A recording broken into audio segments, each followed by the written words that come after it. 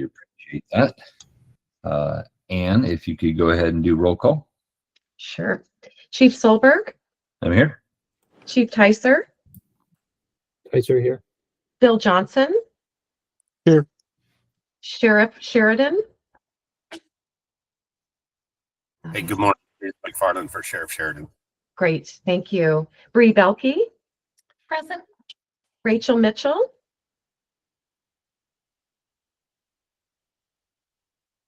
Thought I saw Leslie join in. I'm sorry, couldn't get my computer working here. Leslie Laments on behalf of Rachel Mitchell. Awesome, thank you, Leslie. Sheriff Dedman. Here. Brad Conley. Here. Director Eric Jorgensen. Sue Trask here for Eric. Thanks, Susan. Let's see, and Colonel Jeffrey Glover, DPS. All right, that concludes, and we do have a quorum. All right, thank you, Ann. Just a reminder, we don't do written notes, we use the video. So if you're speaking, please introduce yourself as you speak. With that, we'll begin with the director's report with Daryl Willis.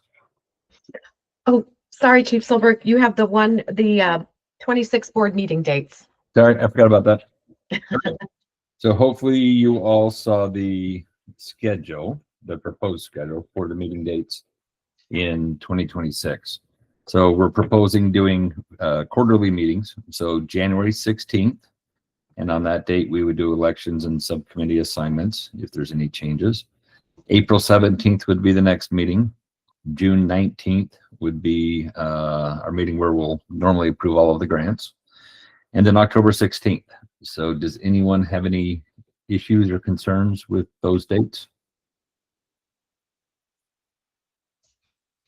All right, hearing none. Do we need a motion to approve it, or are we good? Chief, I do not believe we need a motion. We do have our AGs on the phone. So This is Eric Hitchcock, Assistant Attorney General, acting as independent advisor this morning. Good morning, everyone. I believe you already sent it out. You don't need a motion by just voting in director. Now, what I do have a little concern that next year, when you go to pick your dates, you'll be picking them in October, not so late. So just keep that in mind next year. You'll have to be doing this in October, not almost December. Okay. Thank you. Appreciate that, Eric. All right. With that, those will be our dates. If you have any conflicts, because obviously things change, just let Ann know as soon as you can so we make sure we have a quorum. All right. With that, now we will move on to our Executive Director, Daryl Willis. Thank you, Chief. Morning, Mr. Chairman, members of the board. Let me start my presentation. Want to let you know that as of this morning, pleased to announce that according to the ACT database, we're showing a 26% decrease in auto thefts year to date. We've got a total of 11,404 thefts compared to 15,431 at this point last year.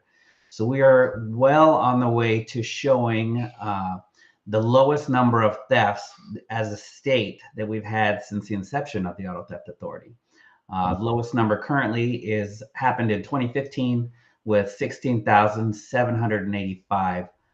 So I'm excited to let everybody know it looks like we'll blow that number out of the water unless something drastic happens in December. But we've done a really good job all year with all of our partners to keep these numbers low.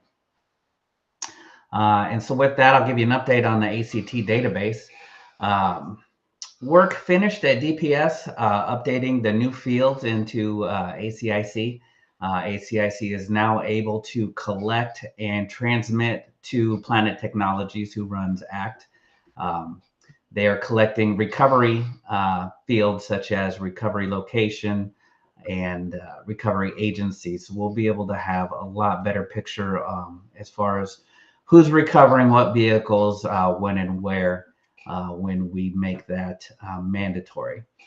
In order to complete the update, most Arizona police agencies are going to have to update the mask they use in their CAD systems.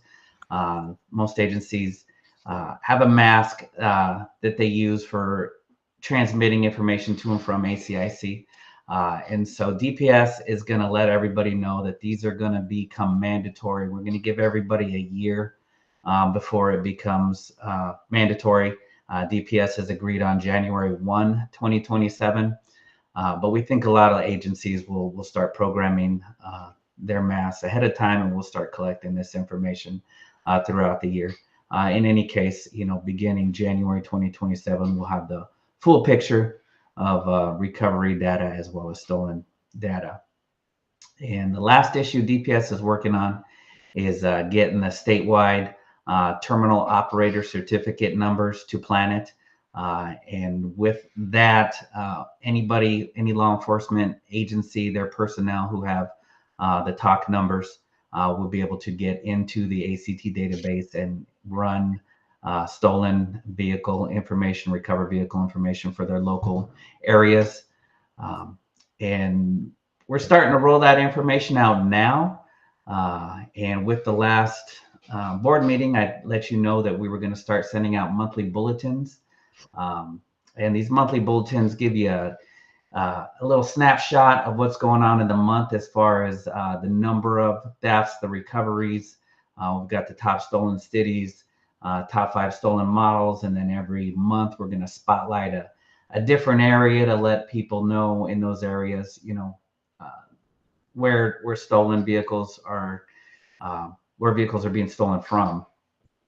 With that, we've also got a link on there to let agencies know they do have access to the auto crime tracker.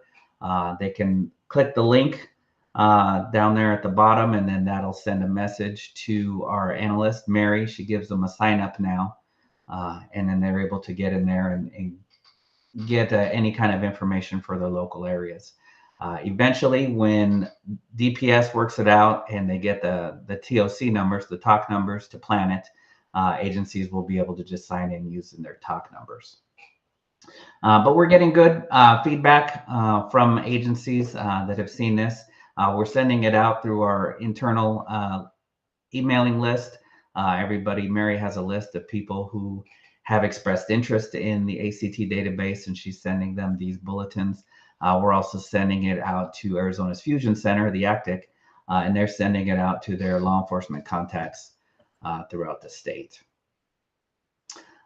Since the last meeting, I've attended 2 conferences. First was the 73rd Annual International Association of Auto Theft Investigators Association conference. That was in Hershey, Pennsylvania. And the second was the 51st Annual Western States Auto Theft Investigators Association annual training seminar was in South Lake Tahoe, Nevada.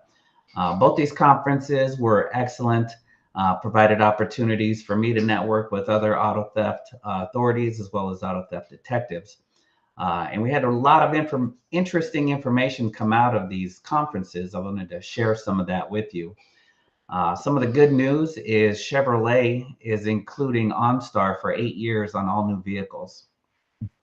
And with OnStar, if a vehicle gets stolen, OnStar is able to track that vehicle. So owners previously, if they had OnStar on their vehicle, it was useless unless they had a subscription.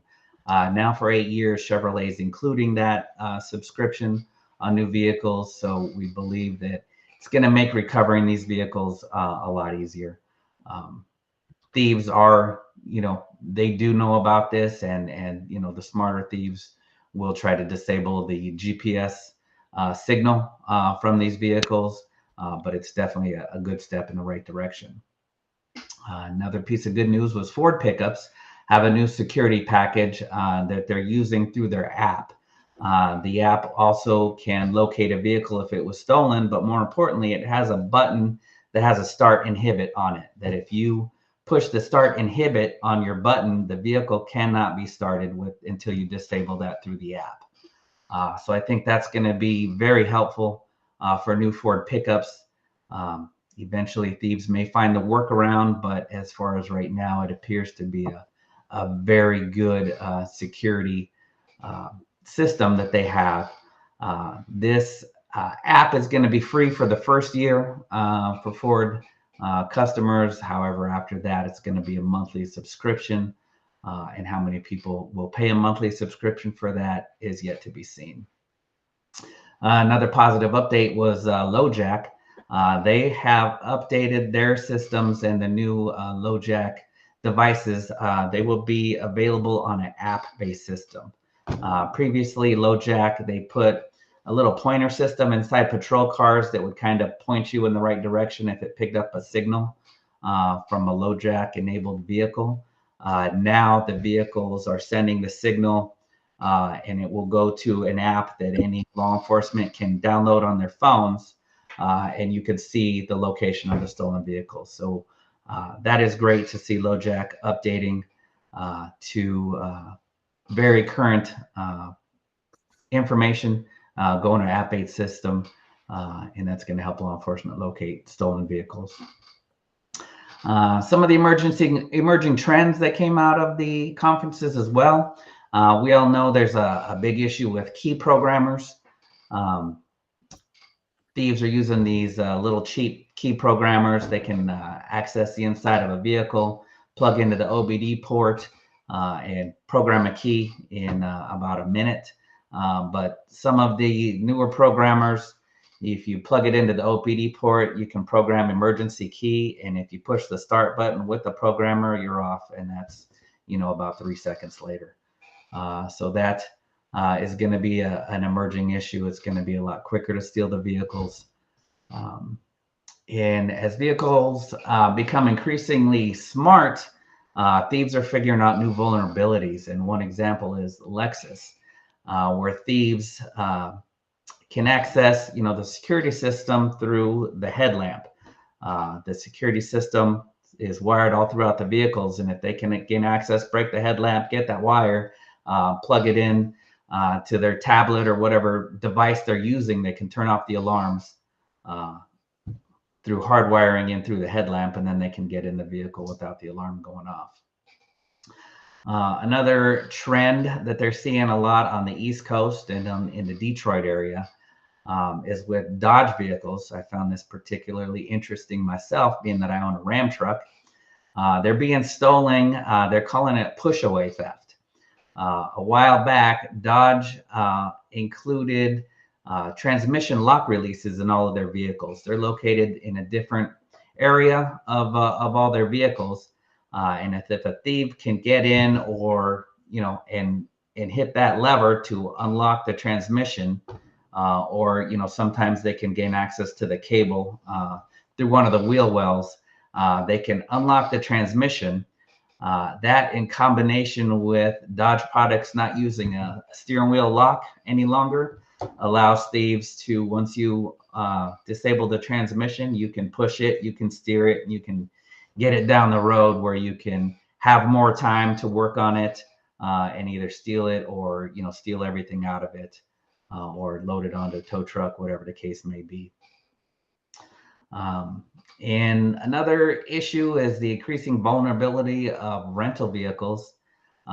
Thieves are renting these vehicles either through a traditional rental company or sometimes through the peer-to-peer sharing programs. They'll rent a vehicle, they'll replicate a key, and there's multiple methods to replicate a key. If you have the vehicle, if you have a key, a lot of the vehicles, if you know how to get into the dashboard programming, if you have a key, you could tell it, hey, I have a blank key, program a blank key. And if you're in the vehicle and you have access to the vehicle, it will program a blank key. So once they have a blank key that they've programmed or used a key programmer to program that vehicle, they can return the vehicle, throw a couple of smart tags in there, and then just track the vehicle. The next time it's rented, it goes to a hotel.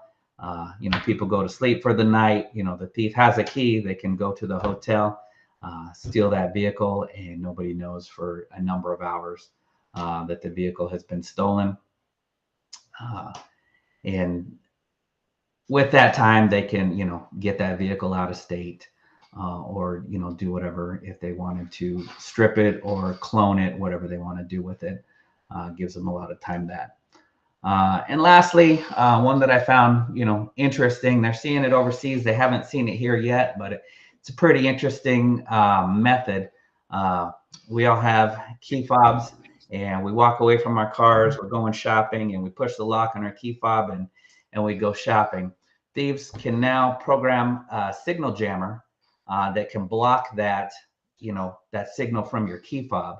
And they're seeing it in Europe where people are walking away from their vehicle, hitting the fob to lock their car. Well, a thief can jam that signal and the vehicle doesn't lock. So now when the person gets in the store, thief can walk right into that car because it's not locked.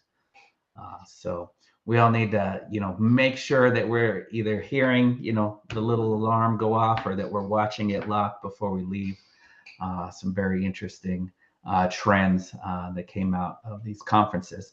I have discussed these trends with Task Force Commander Trevor Graff. Together, we're going to monitor Arizona, see if these methods appear here in Arizona, and then determine the best ways to combat them. And finally, I wanted to discuss the ATA annual report. Staff is currently working on the annual report. We're going to have that done within the next couple of weeks. It'll be out early in December. So keep an eye on your email boxes, and we'll send that out to everybody. And if you have any questions with that, let us know. It's a very good looking annual report. It's required that we get that out every year. And we're going to be getting it out early December this year. So with that, Mr. Chairman, members of the board, that concludes my report, and I'd be happy to answer any questions. Thank you, Daryl. Does anyone have any questions? All right. Thank you, Daryl. Thank you. Next up will be our financial update and discussion with Shannon Rothzamel. Hey everyone, let me quick share my screen. Thank you, Mr. Chairman and members of the board. Give me one moment while I pull this up.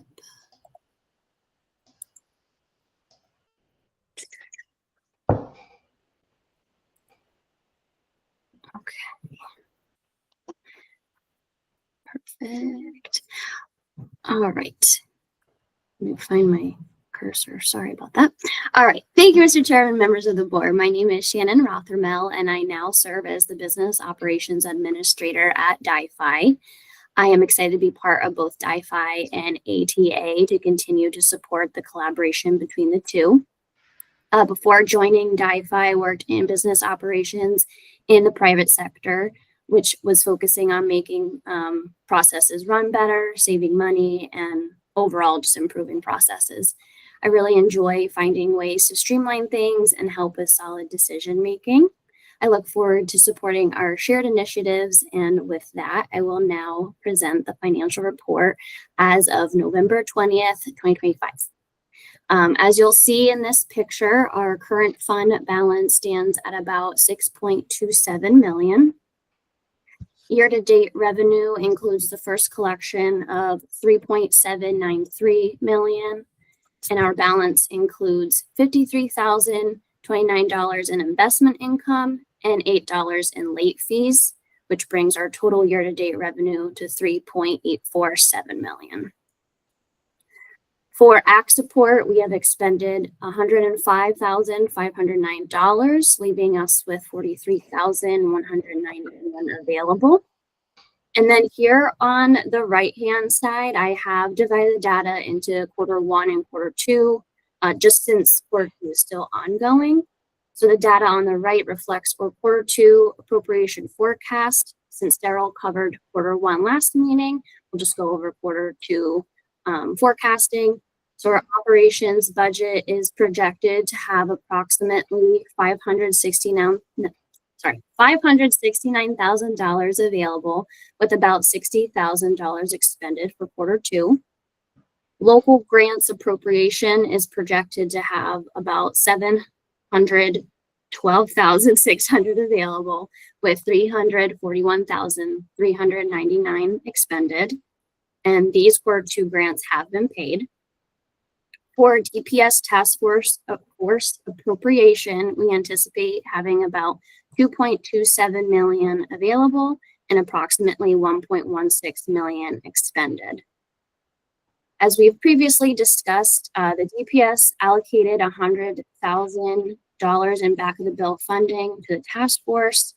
We have dispersed the initial $50,000 in Q2, and will allocate the remaining $50,000 in quarterly installments of $25,000 during Q3 and Q4.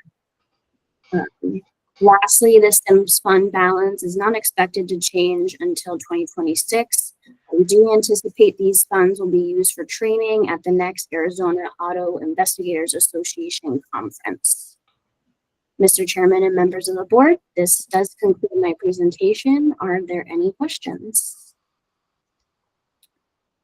I'm not hearing any, but Shannon, well, I couldn't remember if this was your first or second meeting, so welcome aboard. Glad to have you. Appreciate the report. I'm glad to see. I was going to ask about the Sims Fund that's been here forever, and I'm glad we're going to try spending it next year. I know we tried a couple of times, so thank you. Thank you. With that, we'll move on to Anne for grant updates and awareness. All right, Mr. Chair, members, thank you. Just a few updates on the current grants that we have going. We're approaching the end of Q2, and so we'll be reviewing our mid-year financial reports to ensure agencies are on track for spending. Also looking forward to end of year fiscal year 26 grants as we approach Q3 and Q4. Moving on to the grant CCNRs, the grant contract compliance reviews. We finalized the fiscal year 25 CCNRs for 4 counties. We got a little bottlenecked this cycle with our grants, with our CCNRs, with the retirement of Jamie McGuffin and Frank Ceballos and training for our new staff on the CCNR process to get up and running. So we got a little bit behind, but all 4 of those counties have had their reviews performed, which, as you may recall, we kind of updated our review process this year to include a 2-part staff review. And so we're keeping with that procedure and process, and we've got Shannon and Director Willis all trained up. So I'll report on the 4 counties. The first county was La Paz County. We performed a CCNR for their fiscal year 25 grant, and they received a perfect score and were fully compliant. Next county is Pima County. Same process. We performed a CCNR for their fiscal year 25 quarters. They received a perfect score and are fully compliant. Pinal County, same thing, same process. We reviewed their county and found them to be fully compliant with all factors of the CCNR. Santa Cruz County, our last county, also received a fully compliant score. And I want to thank the staff who submit those CCNRs for all the work they do, and our internal staff for helping with the review of those. We'll be starting our next round of reviews for CCNRs, and we'll present those at the January meeting. I'm going to go ahead and share my screen and share some of the public outreach and campaigns we have done.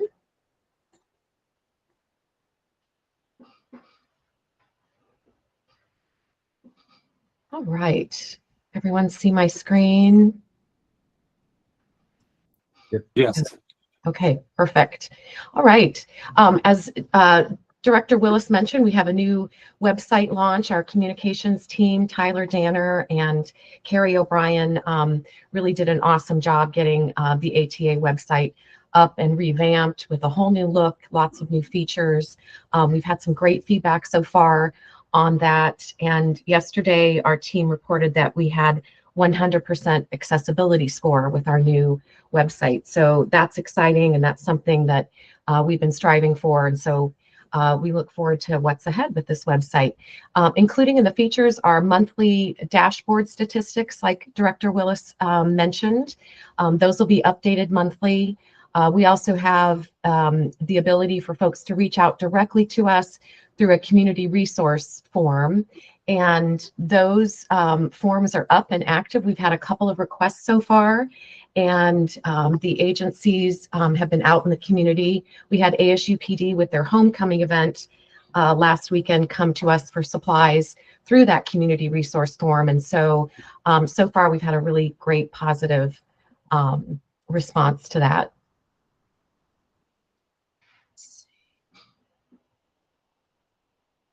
All right, so also we finalized our October 2025 newsletter featuring the year-to-date decrease in auto thefts. Hope everyone received that if you're on our list. Those are also posted on the AATA website. So campaigns started in October, Halloween theme, Park Smart reminders, some fun little graphics to go along with those. November featured, again, Park Smart theme and safety tip reminders, along with a campaign featuring the Pinal County Attorney's Office vertical prosecution case and sentencing of their serial snowbird burglar, Mr. Gavin. And so we received a lot of good feedback on both of those campaigns. December, as we head into December, we've got Christmas theme, reminding folks to park smart, not leave vehicles in their cars. Those will be running in the next few weeks as we approach the holidays.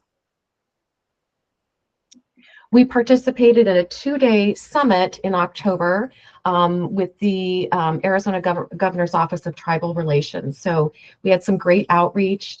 We had information about our grant programs, and we received an inquiry from Gila River Indian Community reference future grant opportunities. So we saw that as a great opportunity for staff to get out and talk to folks. Let's see, we have a couple events coming up. January 14th, we've got our Tribal Relations Day at the state legislature. That's always a great event. So staff will be there again this year. And as Director Willis mentioned, we have our 2025 annual report in progress and almost complete and hopefully ready for distribution early December. And you all will get a direct link to that, and we'll also upload that to our website. So unless there are any questions, that concludes my report. Thank you, Ann. Appreciate that. Anyone have any questions? What was that? I was just asking if anyone had any questions. Thank you very much, Ann. All right, we're going to do a 2-for-1 special. Chief Ticer, Admin, Administrative Subcommittee report and Public Awareness Subcommittee report. Thank you, Mr. Chair. We have not met, and I have no report on either of those subcommittees. Thank you. Thank you, sir. I have the Law Enforcement Subcommittee report, and there are no updates on that committee either. So next up, we have the vertical prosecution updates. Ann, do you want to coordinate updates with our prosecutor? Absolutely. I know we've got Leslie with us, so we'll kick off with Leslie if she's still here. I am still here. Good morning, Ian and board members. Just a few updates within Maricopa County. We have a new task force grant prosecutor. His name is Tom Grant. He's very experienced. He's been prosecuting for approximately 8 years, and he came to my bureau from vehicular crimes. So he's very familiar from that perspective of working with a lot of DPS troopers. And he is going to our next meeting over at DPS to meet with the task force detectives and command staff on December 1st. So that'll be Tom's first introduction to everybody. I am still holding office hours. They've been gracious enough to give me an office at DPS. So I'm there 2 to 4 days a month now for any questions, fielding anything that they need at all, attending their meetings and briefings as they have them when I'm there. And then we have had from July 1 through September 30th of 2025, 146 defendants have been sentenced on these cases. So and I believe that's it for updates from Maricopa County. Great. Thank you, Leslie. Thank you. Let's see. Pinal County, I know we've got Monica on the phone. I'm not sure if Cameron Pat joined us. If so, can report. No? Hi, good morning. This is Monica Sahak with Pinal County. Good morning, everyone. I don't have much to report. Everything is going as usual here. Cam just did a trial. He won yesterday, so congratulations to Cam. And yeah, that's all I have. I'm so sorry. No worries. Thank you, Monica. Thank you. Anyone else on the phone for vertical prosecution? I believe we have a light crowd today, so that may conclude our report, Chief. All right, appreciate it. Thank you, Leslie and Monica. Next up is the Arizona Vehicle Theft Task Force. Captain Graff. Good morning, Mr. Chairman, members of the board. It's good to see you guys.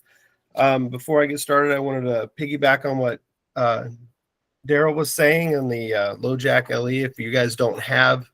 If you have officers that you know that don't have the app, it's really this simple. You just push it. It brings up a map. It's hard to see of the United States of active cars that have LoJacks pinging. You can click on the car. There's only one in the US right now. And it pulls up the stats. It's a 2025 Land Rover. It's in Michigan right now. So it's black if it's parked. It's green if it's moving. It's that simple. And you could put notes on it as well. Like if the task force is working it, and we don't want any other agency swooping in on it, we could put notes on that hit so they know to back off of it or to go ahead and engage it, whichever. So it's a really, really super simple app. As far as stats, we'll get into those. So if we are going to go with July 1 through October 31, we're looking at recovered 665 stolen vehicles. Value is at about $15.2 million with 66 arrests. 21 of those arrests had drug charges. We got about approximately 7.7 grams of cocaine, 10 grams of meth, and 59 grams of fentanyl.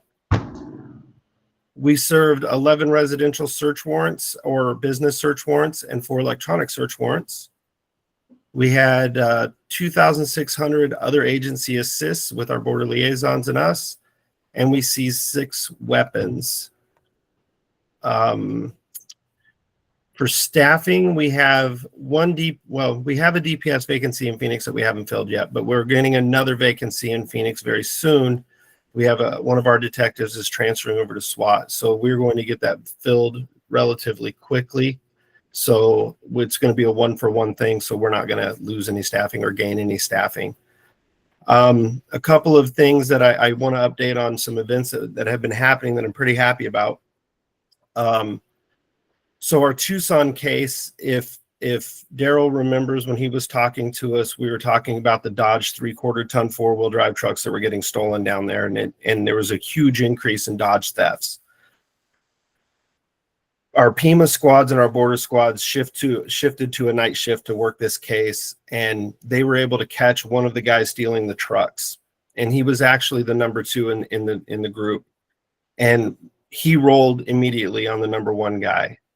So working that case with our 2 suspects, the attorney general down there was actually able to charge our number 1 guy with 31 counts of auto theft for 31 Dodge 3/4-ton 4-wheel drive trucks that he was stealing and taking down across the border through the Mariposa Port of Entry. So that was a really good case, and I'm really happy with those. When we talk about the Operation Denali, if you guys remember Operation Denali, I'm pulling up the sentencing on that. They made plea deals with everybody on that, so that is a closed case. The plea deal on those suspects, there were 5 suspects. 1 pled guilty to 5 counts. He's going to get a total prison range between 12 and 15.75 years in DOC. Another one pled guilty to 2 counts. He's getting supervised probation. Another is getting 2 counts supervised probation. The 4th suspect is pled guilty to 3 counts. He's getting 3.5 years and a probation tail.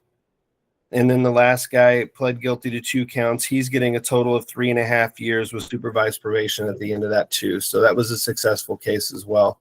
And our big bad guy with the AKs pointing at the house is going to jail for over a decade. So that's an absolute win for us. Our border liaisons, they actually put on a training class for our Mexico counterparts and they had about 45 people in attendance. It was a 2-day thing.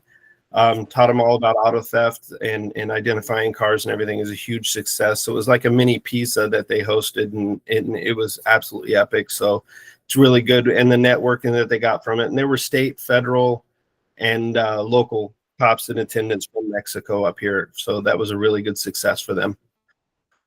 The last thing for events that have happened, I don't know, it just came out in the news too, but back in September, before I went on my elk hunt, when I saw you guys last time, we found a car with a stolen plate in a driveway, and we've been watching this house.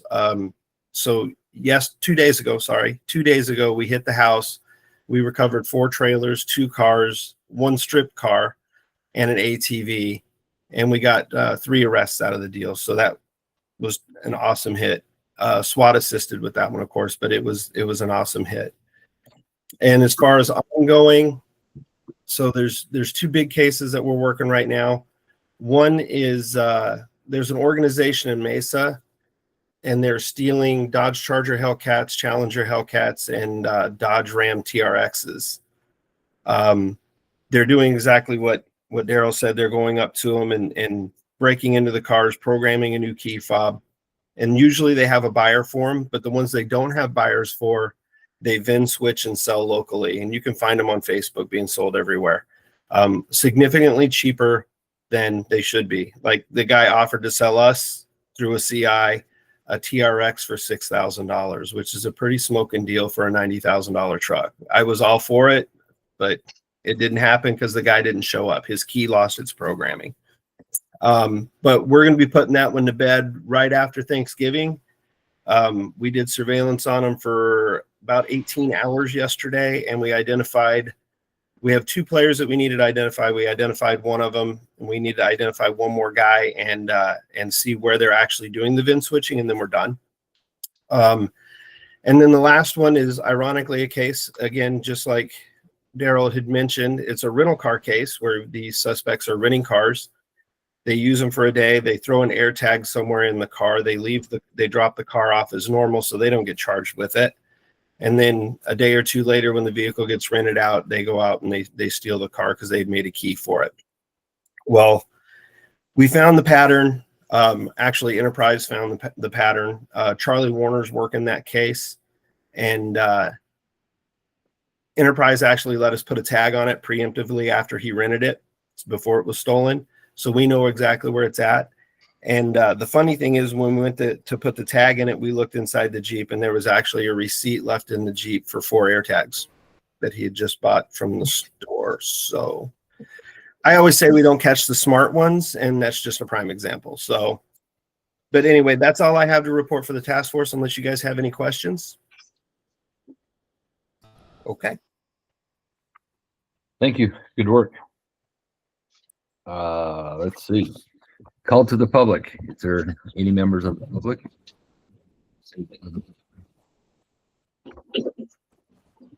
All right, hearing none, we will move on. Ann or Daryl, any further reports on updates, current events? Nothing further from me. No, sir. Thank you. So our next meeting will be January 16th, 2026 at 10 a.m. Again, virtual. If we could get a motion to just end the meeting. Finally, motion. Thank you, Brad. Can I get a second? Second. Thank you, Leslie. All in favor, say aye. Aye. Aye. All right. Thank you all. Have a good Thanksgiving and holiday season. See you in January. Thanks, everyone. Thanks, everyone. Thanks, everybody.